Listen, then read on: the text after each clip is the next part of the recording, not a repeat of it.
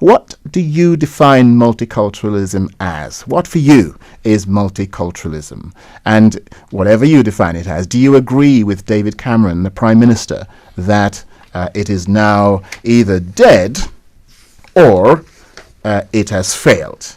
Now, joining me on the line to pick up on this debate is Joy Warmington, who is the Chief Executive of BRAP, B-R-A-P. I think that used to stand for something one time, didn't it? But now it's just BRAP, right? That's right. It does still stand for something. It's an Equality and Human Rights Agency. All right. Well, the letters don't actually stand for anything anymore. The letters aren't stand for You're with the program today, Joe. Absolutely. BRAP, an equalities organisation based in Birmingham. Let me start with whether or not you agree, Joy, with David Cameron's analysis of where we are in terms of multiculturalism. I think his speech was basically saying three things, really. Firstly, around the toleration of extremism. Secondly, as you said, the multiculturalism dead. And thirdly, this approach to what he's called muscular liberalism, that we need to promote certain values within our society. You think he was right to mix those three things together in one speech? Well, they're not particularly compatible, which I think is part of the challenge. I mean, in terms of answering the question that you said, which is multiculturalism dead, I think that multiculturalism is actually living on our streets in lots of British cities, really, and it's the evidence of kind of people living together. In terms of the policy of multiculturalism, I think that we keep saying it's dead, but everything that the government does doesn't demonstrate that they have changed path in terms of their ideology.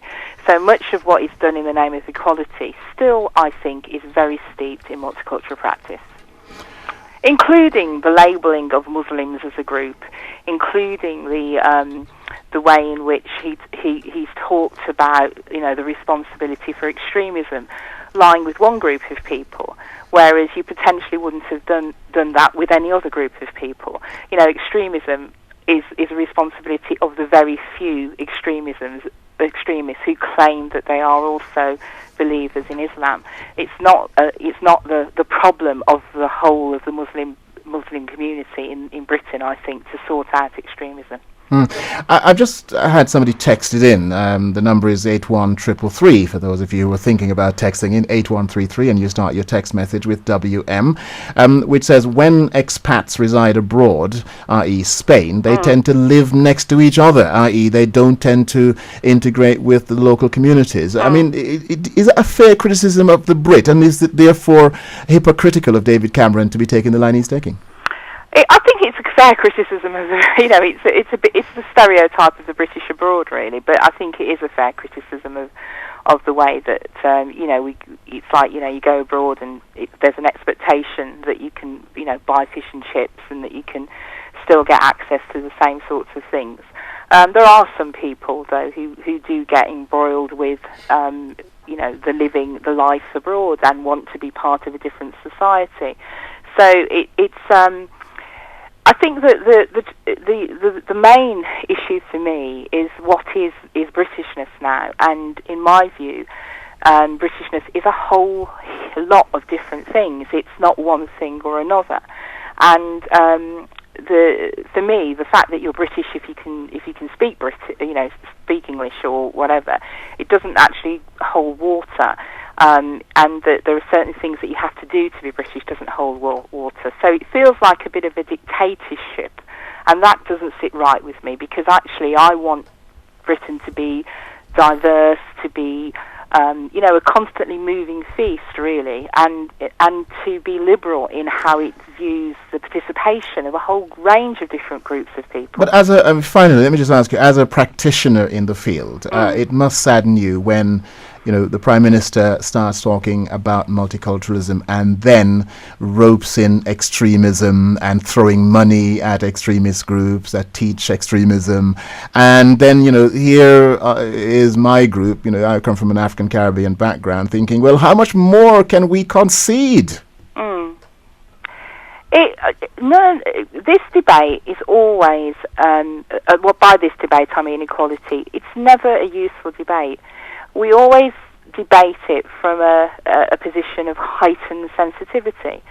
So we never start off by saying okay, nothing's happened, no one said anything about anything, but what do we want society to look like? How do we all, how do we want to live together? How are we going to deal with conflict? How are we going to work this stuff out?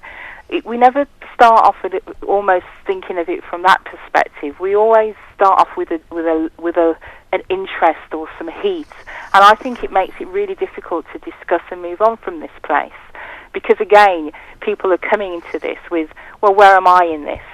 Surely we're not talking about this again. What's happening, And there's a bigger vision out there, and as a practitioner, that's what I'm aiming for. I'm aiming for the future, I'm aiming for my kids' future. That's what I want. That's where I'm placing my energy. The main listeners to this show, Joy, are African Caribbean people. Lots of other people listen, but and we welcome everybody. But African Caribbean people. One of the questions I'm asking tonight, and I'll ask you finally: should African and Caribbean communities assimilate into British society? I think we should do whatever we want to do around our expression of our culture and our values within the society, providing that it keeps within the law. I don't know what it is to be typically African Caribbean. I am as diverse in my habits and my makeup as I am in my genetics. Sure. And I reserve the right to do that. I reserve the right not to like rice and peas. Now listen, that would definitely rule you out. As it would, wouldn't it? Joy, listen, it's lovely to talk to you. Thanks very much for all that you do in the area of equalities. I get the impression that our Prime Minister may have put you and others in a bit of a spot.